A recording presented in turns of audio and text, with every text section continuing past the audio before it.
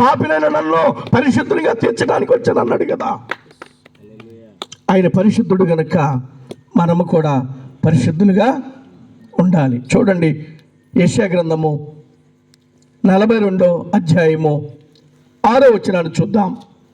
కన్నులు తెరుచుటకు, చూడండి, అక్కడ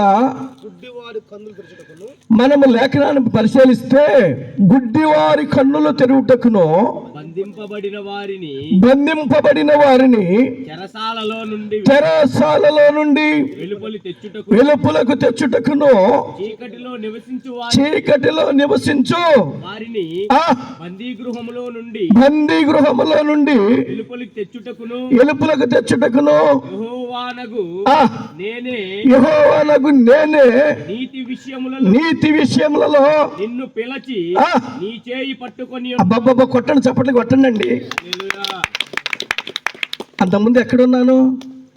చీకటిలో, బందీ గృహంలో, చెరసాల్లో, కట్ల చేత కట్టబడి బందీగా ఉన్న నన్ను దేవుడు ఎలపలకి రప్పించుటకే నీతిమంతునిగా. ఆమేన్. హల్లెలూయా, హల్లెలూయా, హల్లెలూయా, హల్లెలూయా. అదండి దేవుడు వాక్యం ద్వారా మనతో మాట్లాడాలి. ఏదో వచ్చామా, నిలబడ్డామా, బోధించామా, వెళ్ళిపోయాం కాదు. వాక్యానికి తగినట్టుగా మన జీవితం కూడా ఉండాలి. ఆయన వాక్య రూపమై ఉన్న దేవుడు నీతో నాతో మాట్లాడతాడు, వాక్యం ద్వారానే మాట్లాడతాడు.